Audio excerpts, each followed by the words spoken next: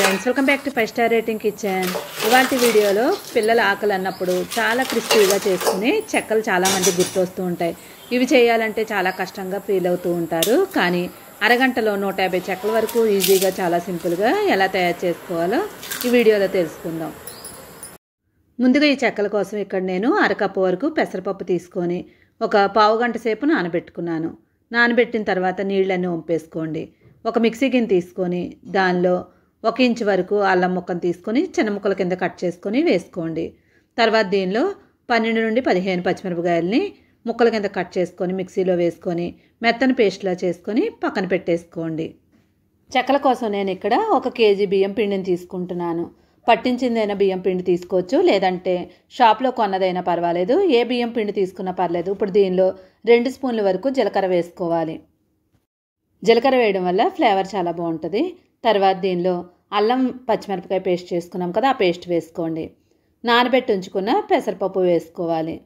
కరివేపాకుని ఒక 3 నుంచి 4 రెమ్మల వరకు తీసుకొని ముక్కల కింద కట్ చేసుకొని వేసుకోండి. ఇలా కరివేపాకు వేయడం వల్ల టేస్ట్ కూడా బాగుంటుంది, ఇంకా ఆరోగ్యానికి కూడా మంచిది. తర్వాత దీనిలో రుచికి తగినట్లుగా ఉప్పు వేసుకోండి. తర్వాత దీనిలో 2 స్పూన్ల వరకు బటర్ వేసుకోండి, అంటే వెన్నపూస అన్నమాట. ఇంట్లో తయారు చేసిన వెన్నపూస అయినా వేసుకోవచ్చు, లేదంటే బయట అమ్మే వెన్నపూసనైనా వేసుకోవచ్చు. ఈ ప్లేస్లో కావాలనుకుంటే నూనె అయినా 2 స్పూన్ల వరకు వేడి చేసుకొని వేసేసుకోండి. ఇప్పుడు పిండి అంతటికి కూడా ఈ బటర్ అంతా కూడా బాగా కలిసేలాగా కలిపేసుకోండి. మొత్తం అంతా బాగా కలుపుకున్న తర్వాత మాత్రమే మనం నీళ్లు వేసుకోవాలి. చూడండి, మనకి మొత్తం అంతా కలిసిపోయింది. ఇప్పుడు దీనిలో మనం కొంచెం కొంచెం నీళ్లు వేసుకుంటూ పిండి అంతా కూడా కలుపుకోవాలి. చాలామందికి డౌట్ అన్నమాట, చల్లనీళ్ళు వేసుకోవాలా వేడి నీళ్ళు వేసుకోవాలా? చల్లనీళ్ళు వేసుకున్నా కూడా చెక్కలు చక్కగా క్రిస్పీగా వస్తాయి. వేడి నీళ్ళు అవసరం లేదు, చల్లనీళ్ళే వేసుకోవచ్చు. ఆల్రెడీ బటర్ వేసుకున్నాం కాబట్టి మనకి ఇవి చాలా క్రిస్పీగా వస్తాయి.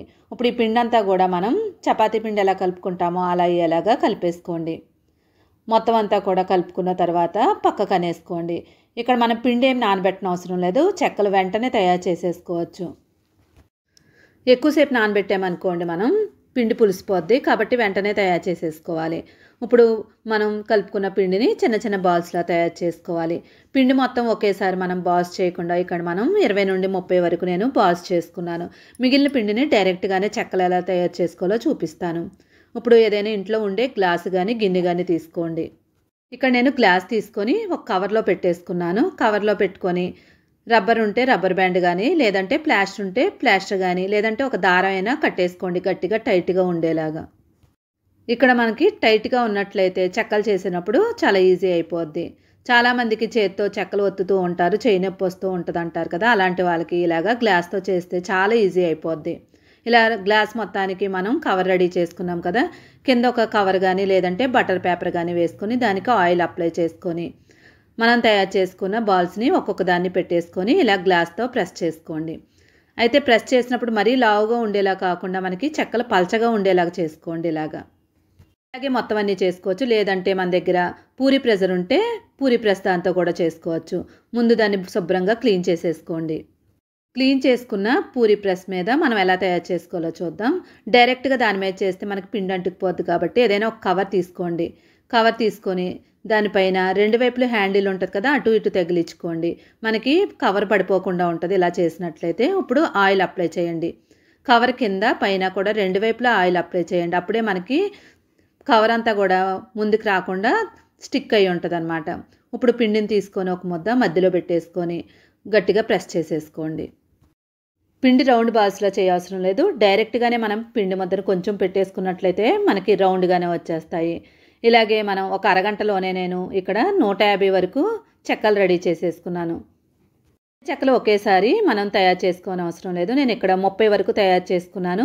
ఇప్పుడు పొయ్యి మీద ఒక ప్యాన్ పెట్టుకొని దానిలో ఆయిల్ వేసుకొని ఆయిల్ హీట్ అయిన తర్వాత ఇక్కడ మనం తయారు చేసుకున్న చెక్కల్ని వేసేసుకోవాలి.